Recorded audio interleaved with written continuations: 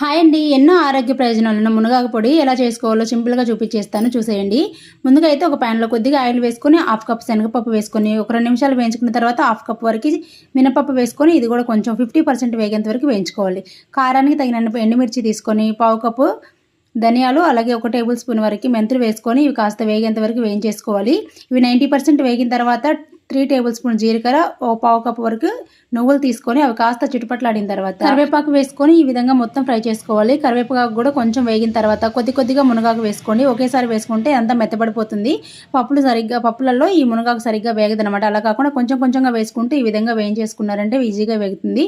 చూసారు కదా, 5 నిమిషాలకి బాగా వేగిపోయిందండి. ఫైనల్గా స్టవ్ ఆఫ్ చేసుకొని కొద్దిగా చింతపండు పెట్టి పూర్తిగా చల్లారిన తర్వాత మిక్సర్లో వేసేసుకొని పసుపు, కొద్దిగా ఇంగువ, టేస్ట్కి సరిపడా సాల్ట్ వేసుకొని ఈ విధంగా గ్రైండ్ చేసుకోండి. ఒకసారి గ్రైండ్ చేసిన తర్వాత వెల్లుల్లి రెబ్బలు వేసేసుకొని మళ్ళీ ఒకసారి గ్రైండ్ చేసుకొని పూర్తిగా చల్లారిన తర్వాత గాజు సీసాలో పెట్టుకుంటే 6 నెలలు స్టోర్ ఉంటుంది. నచ్చితే లైక్, షేర్ అండ్ సబ్స్క్రైబ్.